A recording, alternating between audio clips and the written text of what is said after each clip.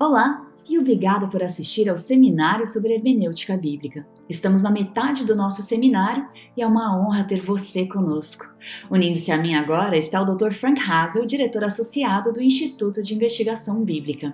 Dr. Hazel, o que vamos ver nesta aula? Obteremos uma pequena introdução sobre os passos que nos levam a uma compreensão adequada e apropriada do texto bíblico e dos temas bíblicos. E isso será demonstrado com algumas ilustrações práticas e estudos de casos. Veremos alguns desafios modernos nesse processo de interpretação bíblica, porque muitas pessoas aceitam a Bíblia como ela é lida e não levam em consideração os princípios que são necessários para uma compreensão adequada do texto bíblico, como veremos. Então, chamamos isso de exegese, onde olhamos o que o texto realmente diz e como isso é informado, e o que pode ser útil nesse processo se quisermos realmente fazer justiça ao texto bíblico. E quem nos apresentará esse assunto? Este importante assunto é compartilhado pelo Dr. Eckhart Miller. O Dr. Eckhart Miller, quando escreveu este artigo, era diretor associado do Instituto de Pesquisa Bíblica da Associação Geral dos Adventistas do Sétimo Dia, em Silver Springs. Ele é um erudito talentoso do Novo Testamento e talvez um dos nossos melhores especialistas no livro de Apocalipse, o último livro da Bíblia. Ele viveu por muitos anos na Europa e também nos Estados Unidos, e presidiu o Comitê de Pesquisa Bíblica da Divisão Intereuropeia por muitos anos. E ele é um especialista e um excelente estudioso da Bíblia, teologia bíblica e estudioso do Novo Testamento. E traz consigo uma rica experiência de interpretação e ensino sobre como interpretar a Bíblia. Então, ele está bem qualificado. Assim, ao ouvi-lo, você poderá obter algumas explicações valiosas sobre os processos e etapas que são necessários para compreender adequada e apropriadamente o significado do texto bíblico.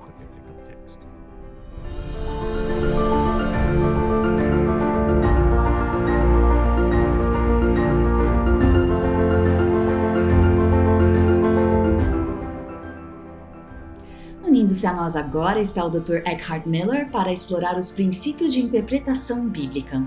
Dr. Miller, tendo aceitado a Bíblia como palavra de autoridade e inspirada por Deus, a pergunta é: como interpretamos as Escrituras e a utilizamos quando surgem novas questões que exigem uma resposta baseada na fé?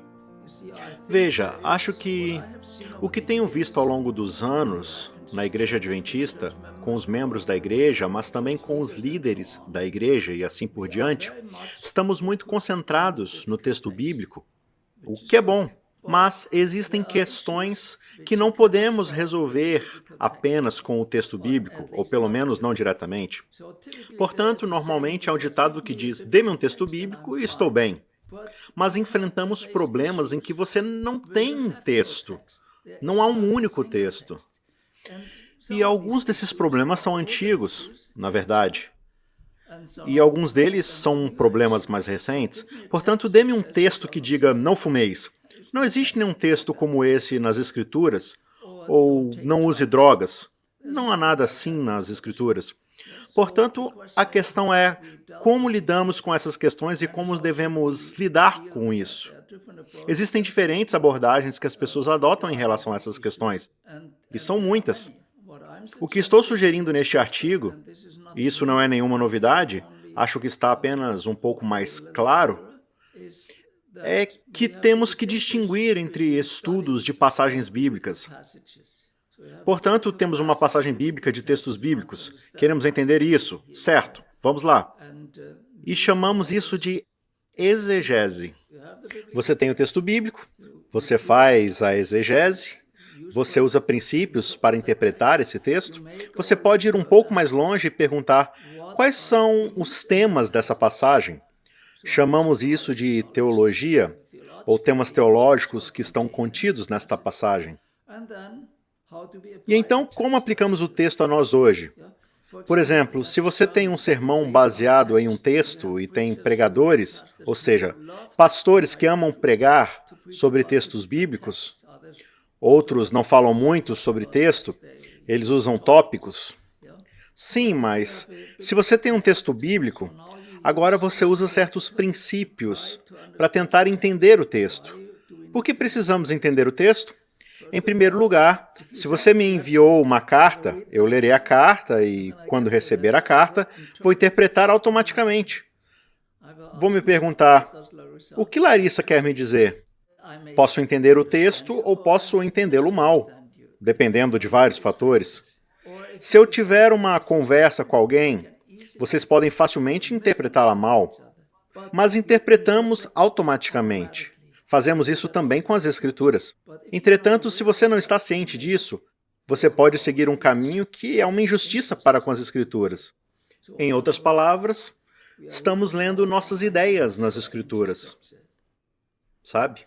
Temos certos problemas com as Escrituras, certas barreiras das quais precisamos estar cientes. Por exemplo, existe a barreira do idioma. As línguas bíblicas não são nossas línguas. Em primeiro lugar, você tem uma língua estrangeira. Agora, em segundo lugar, mesmo se você tivesse uma linguagem moderna e ela tivesse várias centenas de anos, seria problemático, porque as línguas são dinâmicas. Elas mudam constantemente e isso ocorre também no inglês. Se você ler a King James Version, notará que há expressões que não usaríamos mais. Na verdade, mal poderíamos entendê-las. Na King James Version, a carne pode ser comida. Não é necessariamente carne. Sim, e há outras coisas. Portanto, este é o problema da linguagem. A linguagem estrangeira, o problema da mudança do idioma. Temos o problema da cultura. As pessoas vivem em um determinado ambiente, em determinada cultura, elas têm certas convenções, certas maneiras de fazer as coisas e assim por diante. Então, quando se trata de falar, elas usam paráfrases e todo tipo de coisas, o que torna mais difícil entender as imagens que as outras linguagens não usam. Pertencemos à nossa própria cultura, e este talvez seja um dos maiores problemas que enfrentamos. Pensar que não temos cultura, não temos antecedentes. Podemos ler a Bíblia como ela é, mas isso não funciona, pois somos muito influenciados pelas coisas que nos cercam. Certo, agora, por outro lado, você pode dizer, não quero estudar um texto bíblico, uma passagem, mas estou interessado, por exemplo, no que o Evangelho de Mateus diz sobre Jesus. Ou eu estou interessado no que o livro de Êxodo nos diz sobre a aliança, e assim por diante. Portanto, seria um tópico. Você está procurando por um tópico. Agora você não tem apenas à sua frente uma peça que pode facilmente ler, mas que está em todo lugar. É isso. Os exemplos que usei são restritos agora ao livro bíblico. Eu poderia ir mais longe, dizendo que posso analisar um autor inteiro. Por exemplo, eu pego João e tudo o que João escreveu, ou Paulo, e quero ver o que Paulo diz sobre justificação pela fé, ou sobre santificação, ou qualquer outra coisa. Então, essa seria uma abordagem tópica, ou uma abordagem teológica. Neste caso, temos dados bíblicos novamente. No primeiro caso, temos textos bíblicos. No segundo caso, temos dados bíblicos. Portanto, agora você tem que pesquisar onde encontrará o tópico que tem em mente. Mas você o encontrará em outros lugares. Em primeiro lugar, você pode usar uma concordância e encontrar as palavras, as mesmas palavras. Mas às vezes não são apenas palavras, às vezes são conceitos. É um conceito, porém é descrito de forma diferente. Então o que fazemos? Você tem que ler muito se quiser fazer isso. Ler muito mesmo. Por exemplo, consideremos a segunda vinda de Jesus. O tópico é segunda vinda. Procura a segunda vinda e encontro aqui e ali, por exemplo, em um dos evangelhos, no qual encontro referências à segunda vinda. O que eu ainda tenho que fazer é, ao encontrar essas diferentes passagens, tenho que fazer a exegese. Embora a principal preocupação não seja a exegese, mas se eu não fizer a exegese, posso pegar um texto fora do contexto. E esse é o problema da abordagem temática. Você montou um texto, mas Muitas vezes eu disse às pessoas, isso não se encaixa, esse texto não funciona. Agora, todos nós cometemos erros, não é esse o problema, mas você tem que ter cuidado, é a palavra de Deus. Portanto, fazemos exegese e então vamos além da exegese e dizemos, o que isso significa? E se eu olhar para todo o tópico, por exemplo, como Lucas descreve a segunda vinda? O que eu obtenho do livro de Lucas e de Atos neste caso? Ou o que eu recebo de Apocalipse e como Apocalipse é diferente?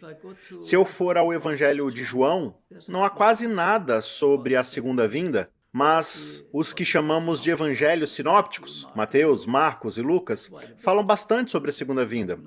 Agora João fala muito em Apocalipse. Ele corrige o que deixou de fora no Evangelho, mas incluiu isso em Apocalipse. Sim, mas ainda assim, quero dizer, agora posso comparar e dizer que é isso que João está dizendo. Isso é o que Lucas está dizendo, e esta é a imagem completa. E isso é muito interessante também, porque você vê diferentes ênfases, e essas diferentes ênfases, às vezes, são importantes, pois alguns autores querem fazer um certo ponto, enquanto outros autores fazem outro ponto.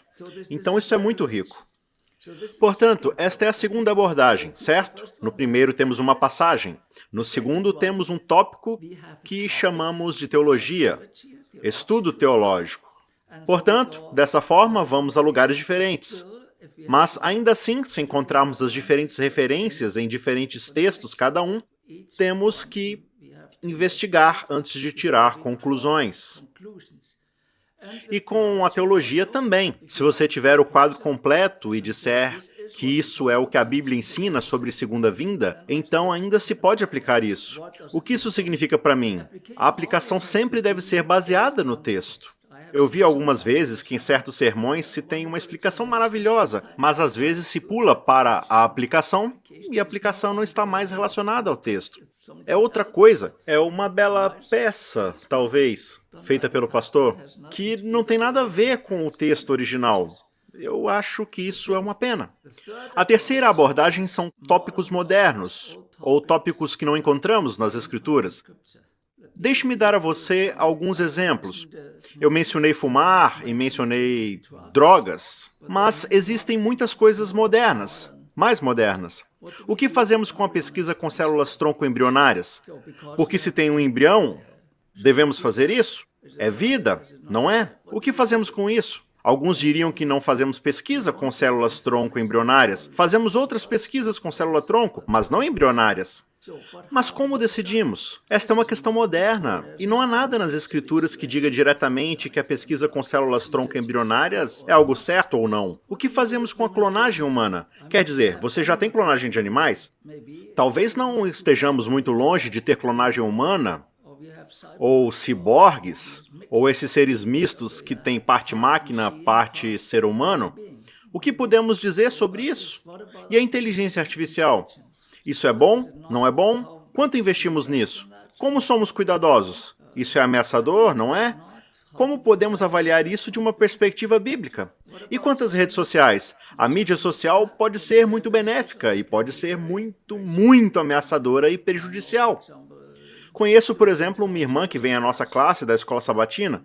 Ela disse, não estou mais no WhatsApp. Minha consciência não me permite mais que eu esteja no WhatsApp. E quanto a escravos? Há formas modernas de escravidão. Agora, a Bíblia não diz que você não deve ou que é proibido ter escravos. Não diz isso diretamente. Acreditamos que a Bíblia ensina isso. Mas não existe nenhum texto que diga que a escravidão é proibida. Agora, há pessoas que têm filhos que trabalham quase como escravos. O que fazemos com o aquecimento global e a ecologia? E quanto ao jogo? E o aborto? Você tem um texto sobre o aborto? Talvez um texto rudimentar do Antigo Testamento, mas é difícil argumentar sobre isso. E quanto ao transgenerismo, o que recebemos recentemente em nosso pedido do Comitê de Ética para pensar sobre bandeiras nas igrejas? Não sei como isso é no Brasil, mas nos países europeus, normalmente você não tem bandeiras nas igrejas. Nas igrejas norte-americanas, você tem uma bandeira da igreja e a bandeira do país no pódio. Isso é bom ou não? Isso viola nosso princípio de separação entre Estado e Igreja? Podemos fazer todos os tipos de perguntas, eu poderia usar muitas mais. Então, como estamos lidando com esse problema no mundo? E não há texto bíblico. Seria mais fácil se tivéssemos um texto bíblico. Portanto, o que temos que fazer neste caso é trabalhar com os princípios bíblicos, por assim dizer, para essa questão. Isso é melhor quando feito em um grupo, juntos, onde temos mais pessoas que podem dar sugestões e dizer que este princípio pode ser aplicado e este princípio pode ser aplicado em determinado caso. Caso se encontre um princípio, novamente, é feita a exegese e a teologia. Neste caso, o ponto central está na aplicação. O que fazemos agora com isso? Algumas dessas questões são urgentes, algumas delas não são tão urgentes, mas temos muitos desses problemas para tratar. Usamos as Escrituras para todas elas. Deus nos guia, é isso que estou afirmando neste artigo. Deus nos guia até mesmo nessas coisas com as Escrituras, mas não é um texto bíblico em si. Infelizmente, as pessoas podem cometer certos erros ao abordar a Bíblia. É o que chamamos de falácias. E quais são alguns destes erros e como podemos evitá-los? Há muitos tipos diferentes de falácias. Se você ler as Escrituras, você pode encontrar falácias até nas Escrituras. E neste capítulo eu uso a história de João 7, onde os fariseus estão debatendo sobre quem é Jesus. E lá está Nicodemos. Eles se opõem a Jesus e não acreditam que Jesus é o Messias. Eles não aceitam. Há controvérsias e Nicodemos tenta resolvê-las. Se você ler a passagem, e está em João 7, 45 a 52, você perceberá o que está errado. A questão é que Jesus está vindo aqui, primeira vinda. E as perguntas são: quem é ele? Como você descobre quem ele é? Os judeus esperam que Jesus, o Messias, venha? Como você descobre se Jesus é o Messias ou não? Você vai às Escrituras, e elas fazem isso. O problema é que tanto aqueles que aceitam Jesus como aqueles que o rejeitam têm as mesmas Escrituras. E eles acreditam. Ambos os grupos acreditam que esta é a palavra de Deus. O problema é que eles chegam a diferentes conclusões. Então perguntamos, como eles podem chegar a conclusões diferentes? Veja, diríamos, por exemplo, os servos que não prenderam Jesus nessa história estavam certos e os fariseus errados. Sim, mas se eles estavam errados e tinham a interpretação errada, esta interpretação errada foi desastrosa. Por quê? Porque no fim, eles matariam Jesus. Em outras palavras, a interpretação bíblica é importante, é muito importante. E este é o caso mais trágico, mas todos os mártires que morreram ao longo dos séculos, ou a maioria dos mártires que morreu ao longo dos séculos, provavelmente tenha morrido por causa de uma interpretação errada das Escrituras. E, portanto, a questão é muito importante. Certo, então quais são as falácias? O primeiro problema é que os fariseus têm um preconceito. Eles têm ideias preconcebidas. Para eles, Jesus não pode ser o Messias. E se Jesus não pode ser o Messias, nenhum texto da Bíblia os ajudará, pois eles decidiram que Jesus não pode ser o Messias. Como quando dizem, pode vir alguma coisa boa de Nazaré? Sim, isso também é encontrado naquela passagem, um pouco mais adiante. Então eles vêm com a interpretação errada, pois Jesus não pode ser o Messias. Quando todos aqueles soldados ou servos que deveriam prendê-lo chegam, eles perguntam, por que vocês não o trouxeram? Eles dizem, ninguém jamais falou da maneira como esse homem fala. Eles simplesmente não podiam fazer isso. Mas os fariseus ignoram a explicação dos oficiais que não prenderam Jesus e eles dizem, vocês também foram enganados? Então os líderes deveriam ter mostrado nas Escrituras que Jesus não é o Messias, mas eles não fizeram isso. Eles apelaram para a autoridade humana. Em vez de usar as Escrituras, o que eles disseram foi algo do tipo, temos autoridade para decidir, vocês são apenas servos ou soldados, ou o que quer que seja, e deveriam prendê-lo. Mas nós temos autoridade e, com base em nossa autoridade, determinamos que Jesus não é o Messias. Certo. Então, a primeira falácia foi um preconceito. A segunda falácia aqui apela mais para a autoridade humana. Eles dizem que, na verdade, nenhum dos governantes ou fariseus creu nele, não é? Certo. Então apelaram para a autoridade. Agora, isso é algo que você pode ver ao longo da história da igreja. Se você verificar a questão da reforma, pré-reforma e os conselhos da igreja, pessoas como Hus foram queimadas e outras simplesmente fugiram. A questão era autoridade. Temos autoridade. Ellen White disse, deixe-me ler isso aqui brevemente. Deus nos deu sua palavra para que pudéssemos familiarizar-nos com os seus ensinos e saber, por nós mesmos, o que ele de nós requer. Não basta termos boas intenções, não basta fazermos o que se julga ser direito ou o que o ministro diz ser correto.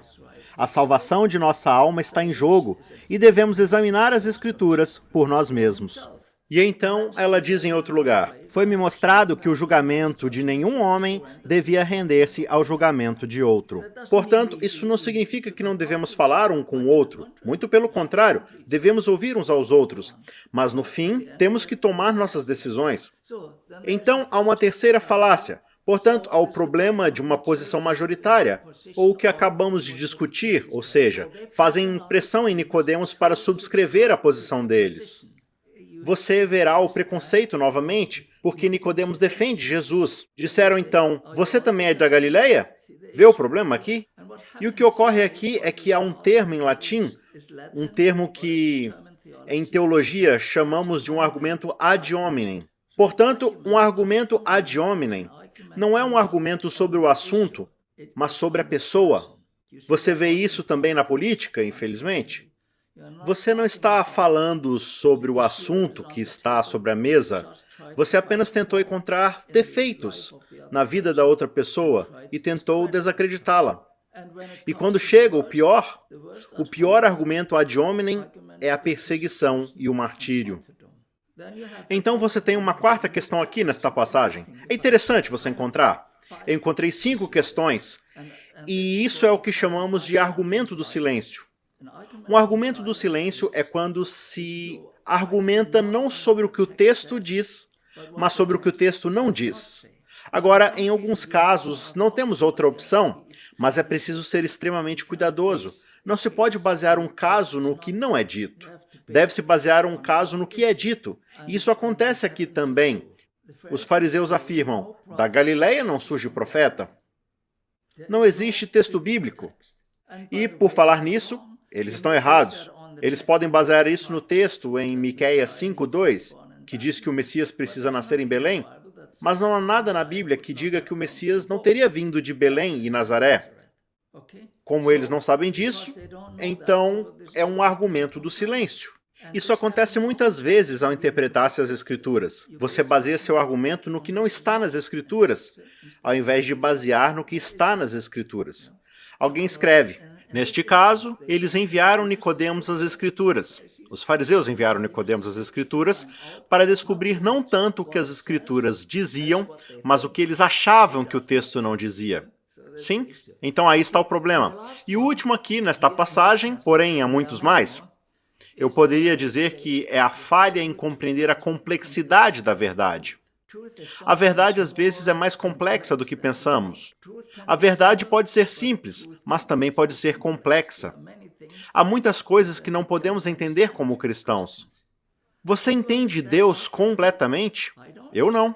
Deus é Deus e nós somos humanos. Entendemos que Deus existe e como um Deus triuno? Não entendo isso. Quer dizer, matematicamente, não entendo isso. Eu posso aceitar isso. Portanto, no caso de Jesus, Jesus não era apenas galileu, ele nasceu na Judéia e veio da Galileia. Portanto, não foi apenas a Galileia, foi mais complicado. Além disso, ele não era apenas o filho de Davi. Ele era, mas ele também era o Senhor de Davi, dizem as Escrituras. Ele era o Filho do Altíssimo e era totalmente humano e totalmente divino. Assim, até mesmo os crentes e as profecias messiânicas foram surpreendidos quando tiveram que lidar com esse fenômeno de quem é Jesus. Isso significa que Deus sempre é bom em surpreender, mesmo quando ele cumpre suas promessas. Portanto, precisamos ter cuidado. Esta é a seção sobre falácias. Como eu disse, existem mais falácias. Existem falácias lógicas, existem falácias históricas e assim por diante. Havia falácias gramaticais de todos os tipos lá. E livros cheios de falácias. Algumas eram pequenas, Mas essas são falácias muito sérias, porque neste caso não é apenas algo menor em que você interpretou mal uma palavra ou texto, ou não aceitou Jesus como Senhor e o crucificou. A questão é que precisamos estar sempre cientes de que há mais do que vemos à primeira vista. E isso requer alguma humildade. Quando temos um texto bíblico ou uma passagem bíblica que queremos compreender nos seus próprios termos, usamos certos passos chamados passos exegéticos. O que é isso e o que devemos saber sobre eles? Em primeiro lugar, se você tem uma passagem e tenta estudá-la e entendê-la, não apenas leia, mas se aprofunde um pouco mais. Então o que você faz? Antes de qualquer coisa, você precisa de tempo. Se você tiver 2 segundos, não adianta. Você tem que investir nisso. Porém, quanto mais você investe, melhor é o resultado. O segundo passo seria acreditarmos que o Espírito Santo deve nos guiar. E, para que isso aconteça, precisamos orar. Isso é muito simples, mas levamos tempo. Isso parece simples, mas pode ser complicado com tudo o que temos em nossa mesa. Você reserva um tempo, você se volta para Deus em oração, então vem o passo número 3. Você lê o texto. E você lê o texto, e você lê o texto. Se escrevo um artigo sobre uma passagem e um livro bíblico, estou lendo novamente o livro bíblico, mesmo que eu tenha lido 100 vezes e leia a passagem repetidamente. O que ajuda ainda mais é tentar memorizá-lo. Fiz isso com o livro bíblico. Se você memorizar isso, é incrível como o texto ganha vida e como você vê coisas no texto que nunca viu antes.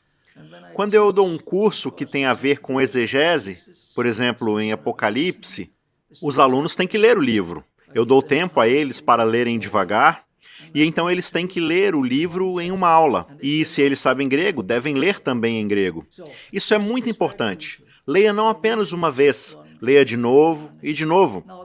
Agora, o quarto passo tem mais a ver com os estudiosos, mas até os membros da igreja percebem que você pode olhar para uma tradução, olhar para outra tradução e ver que há um pouco mais em uma do que na outra. Não sei se você viu isso. Às vezes é o caso. Se você tem uma tradução que é bastante literal, e não literal rígida, mas tentando ser o mais precisa possível, se você comparar 2 desses tipos, notará diferenças. Elas também são Bíblias ampliadas. Se você ler uma Bíblia ampliada e compará-la com outra, perceberá que os autores da Bíblia ampliada inseriram todo tipo de explicação no texto. Portanto, um texto de 3 linhas, de repente passa a ter 8 linhas. Talvez você não possa comparar essas duas, mas se você tiver 2 traduções literais, mais ou menos literais, e compará-las, verá as diferenças. E essas diferenças, em alguns casos, são diferenças nos manuscritos. Você tem diferentes manuscritos gregos. Portanto, existem diferenças que você tem para o Novo Testamento.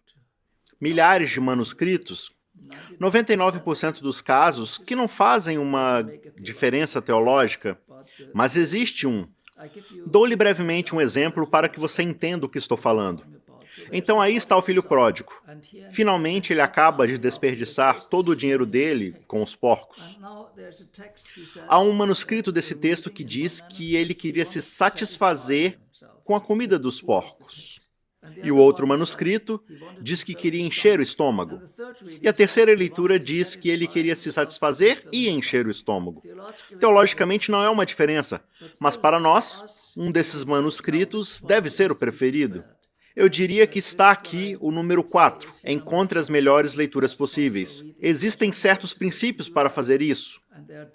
Há diferentes Bíblias gregas que mostram quais são as leituras. Isso talvez não seja tão importante para as pessoas que não leem a língua, mas é muito importante que você reconheça que, se às vezes há diferenças nas traduções literais, esse pode ser o problema. Ou seja, quando você tem manuscritos diferentes. Existem manuscritos mais antigos, novos manuscritos e assim por diante. Quinta questão, se você entende, se você consegue ler o idioma, traduza você mesmo o texto. Se não, use boas traduções se quiser estudar. Quero dizer que você pode ter traduções que são paráfrases, mas apenas no seu tempo devocional. Se você realmente quer entender o texto, Muitas vezes há várias interpretações neles. Então você pode usar outro. Agora chegamos ao contexto, e isso é o mais importante. Investigamos o contexto. Existem dois contextos. Um é o contexto histórico e o outro é o contexto literário. O contexto histórico é a época em que o livro foi escrito. Tem a ver com os costumes. Que comida eles tinham? Qual era a situação política? Tudo isso não é tão acessível como o contexto literário, mas muitas vezes é. Quer dizer, momentaneamente, na escola sabatina, estudamos o livro de Isaías. Você encontra o contexto histórico em Isaías e pode ir até o livro de Crônicas, e encontra mais em Crônicas, assim como em outros livros daquela época. Sim, existe o contexto histórico. Você tem que saber o tempo e os costumes, etc. O contexto literário é o material em torno do texto. Portanto, tem-se um texto ou uma passagem, e assim o contexto literário, é o que vem antes e o que vem depois.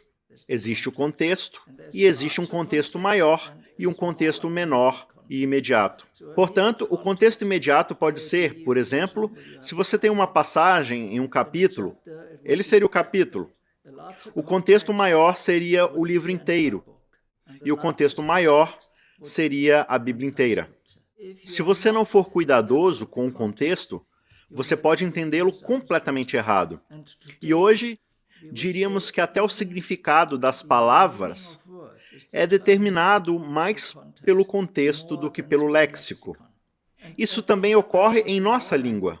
Não sei muito em português ou espanhol, mas conheço minhas línguas, alemão e inglês.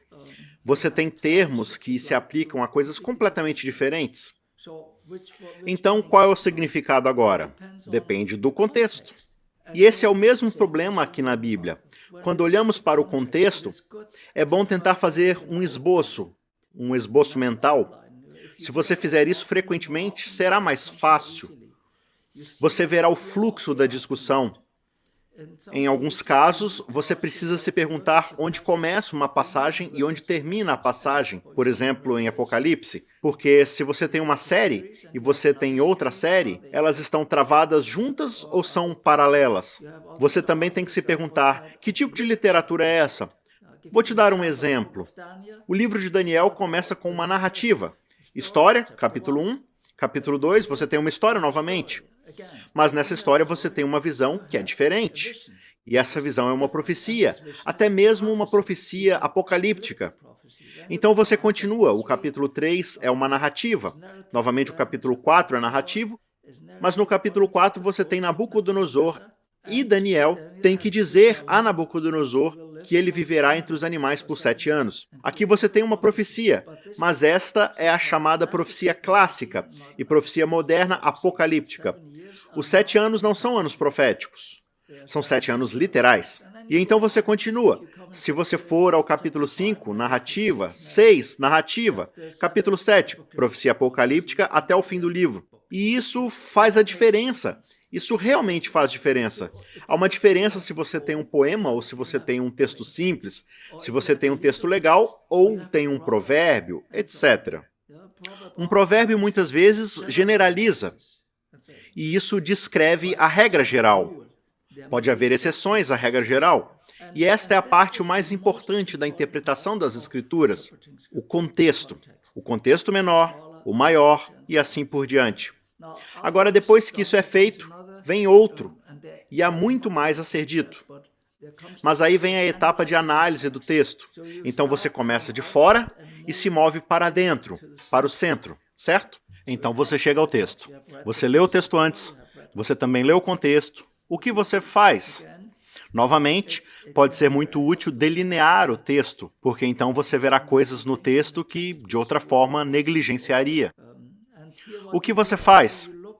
Você também olha não apenas para as palavras e para o que essas palavras significam, mas também para unidades maiores, frases, sentenças, etc. Porque temos que ter em mente que, muitas vezes, a soma das partes é mais do que as partes individuais. É como na música. Você diz, certo, toca um A e isso é neutro. e A é neutro, dá certo som, é neutro.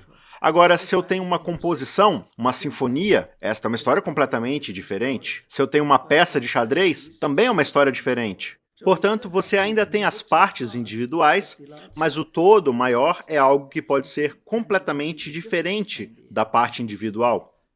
Olhamos também para palavras individuais, mas tomamos cuidado. Elas têm que ser específicas primeiro, e só então ocorre a incorporação delas. Além disso, há outras coisas, muitas coisas sutis, pois a Bíblia tem todos os tipos de características como ironia, sarcasmo e outras dessas características literárias. Às vezes há tipologia e outras coisas mais, e tudo isso é importante para a interpretação. Depois de fazer tudo isso, deve-se fazer a aplicação do texto. Então o texto é analisado e você pergunta ao texto. Você se pergunta, o que o texto significa para nós hoje? Então podemos personalizar isso. O que significa? Como Deus fala comigo? Então aquele texto, quero dizer, em uma situação diferente, se você ler Amós, você terá que se transportar para o século 8, pois não é você, não sou eu, é Amós, mas os princípios ainda podem se aplicar a mim. O que você vê lá, por exemplo, é apostasia acontecendo e outras questões de injustiça social. Portanto, temas que ainda podem ser aplicados a nós hoje. Esses são princípios de interpretação.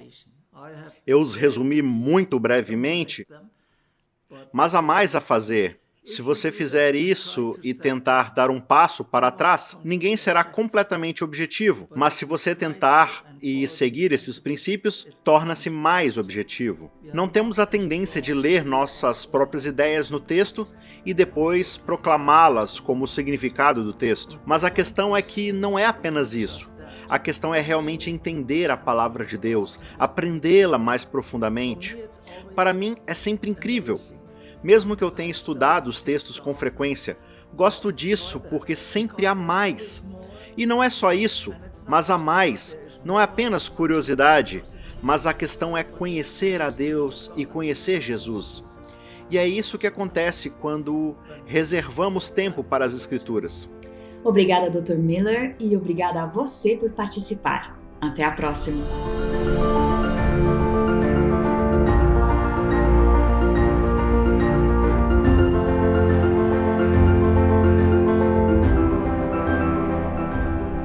Para um estudo mais aprofundado deste assunto, adquira agora o livro Biblical Hermeneutics: An Adventist Approach no site www.adventistbiblicalresearch.org.